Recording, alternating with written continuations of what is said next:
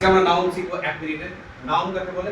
Noun মানে কোন একটা জিনিসের, কোন একটা বস্তুর কিংবা কোন জায়গা কিংবা কোন আইডিয়ার নামকে নাউন বলে। নাউনকে 5 ভাগে ভাগ করা হয়: কমন, প্রপার, কালেকটিভ, ম্যাটেরিয়াল আর অ্যাবস্ট্রাক্ট।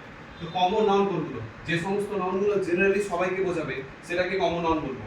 যেমন বয়েজ, যেমন গার্লস, যেমন সিটি, যেমন বুক। এখানে বয়েজ সমস্ত বয়েজকে একসাথে বোঝাচ্ছে, পার্টিকুলারলি কোনো একটা বয়কে বোঝাচ্ছে না। কিন্তু যখনই এই কমন নাউনগুলোকে পার্টিকুলার আমরা করতে যাব তখন সেটাকে প্রপার নাউন বলে।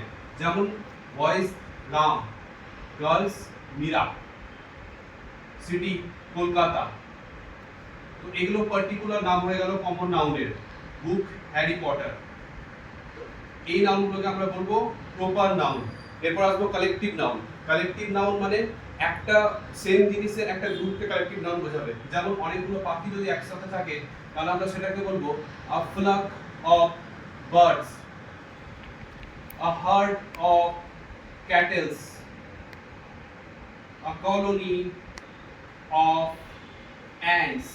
অনেকগুলো সিং একসাথে থাকলে বলবো আ প্রাইড অফ লায়ন্স।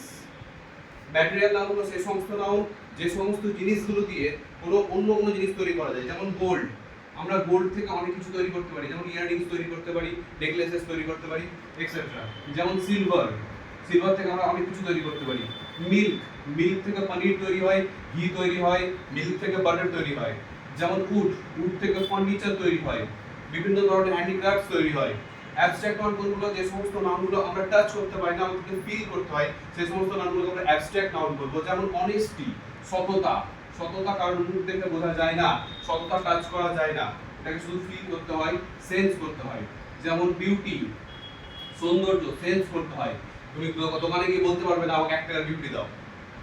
যেমন হ্যাপিনেস,